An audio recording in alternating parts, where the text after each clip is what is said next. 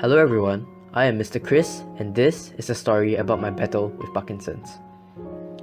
It all started way back in 2006. I was a nurse then and really enjoyed my job. However, I started to realize that when I picked stuff up, I experienced involuntary movements or tremors. Ironically, it was when a doctor I was working for was diagnosing a patient with Parkinson's that I began to wonder whether my symptoms were related to me having Parkinson's. Subsequently, I self-referred myself to see a doctor, and that was when I realized, unfortunately, that I was in the early stages of Parkinson's. When I first heard the news, I was really shocked and indignant. I was in a state of denial for the longest time and could not come to terms with the fact that I was unlucky enough to be diagnosed with this condition. Why, of all people, me? The fact that I was a nurse and knew very well about the condition also made me feel worse. My family and friends referred me to TCM, but it was hard for me to accept as I was in the nursing field. In this state of desperation, I went for treatment for a period of 2 years. Every Sunday, I would make my way down for treatment and even spend long hours with a self-proclaimed specialist from Taiwan. After spending so much time trying different methods such as rubbing a turtle shell on my skin, it proved to be little or no help at all. When I received the news, the first person I told was my wife. My wife has always been a strong woman who could handle all sorts of adversity.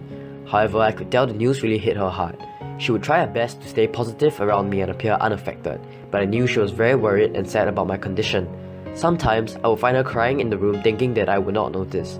However, she tried not to let her sorrow affect me too much, as she, together with a few other family members and friends, began seeking treatments to mitigate the effects of Parkinson's so as to make my life better.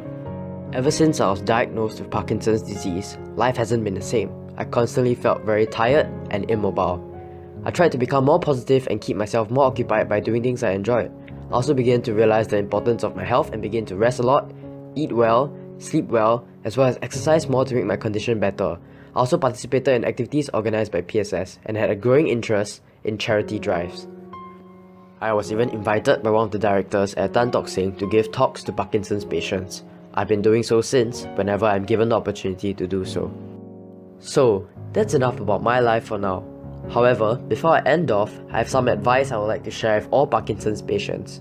Firstly, always stay positive, as I like to think, it's not the end of your life, it's the beginning of a new chapter. We should all step up and help one another. Next, you also have to be very aware of medication, as it is very important.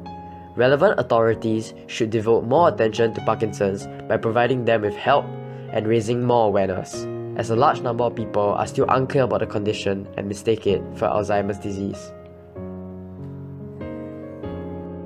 Parkinson Society Singapore is a non-government subsidized organisation that provides Parkinson's patients with many programs aimed at improving their lives. These activities range from their annual Move to Beat Parkinson Carnival and regular recreational and therapeutic exercises.